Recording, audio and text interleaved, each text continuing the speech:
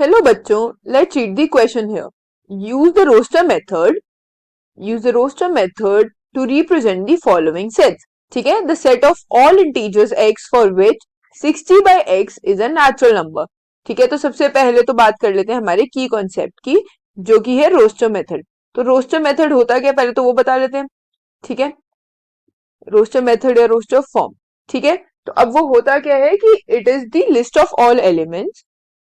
It is the list of all the elements of the set, all the elements of the set, ठीक है,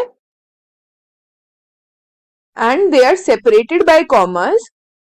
ठीक है, separated by commas and they are within the brackets. ठीक है, और क्या होगा यहाँ पे within the brackets,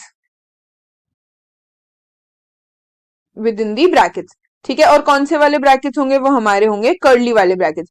ठीक है, अब जरा बात कर लेते हैं क्या होगा. 60 बाय एक्स, हमें एक्स की वैल्यू चाहिए, तो 60 बाय एक्स है, तो सबसे पहले तो सारे नेचुरल नंबर्स होने चाहिए. ठीक है, तो अब सबसे पहले की वैल्यू क्या है, हमने लिया 60 बाय 1, तो वो क्या आ गया मेरा 60 आ गया. फिर से हमने किया 60 बाय 2, वो क्या आ गया मेरे पास 30. देन वी हैव 60 बाय 3, तो वो आ गया मेरे पास 20. Then 60 by 4, then it comes out to be 15.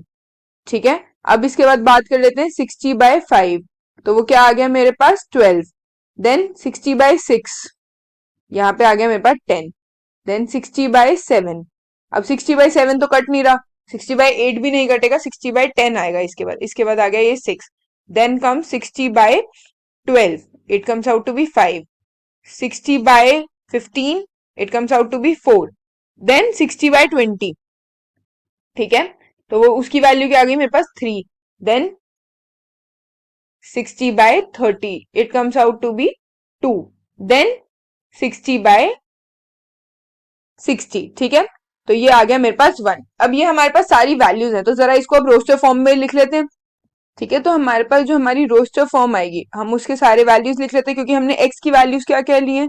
तो हमारे पास आई 1 2 3 4 5 6 10 12 15 20 30 and 60.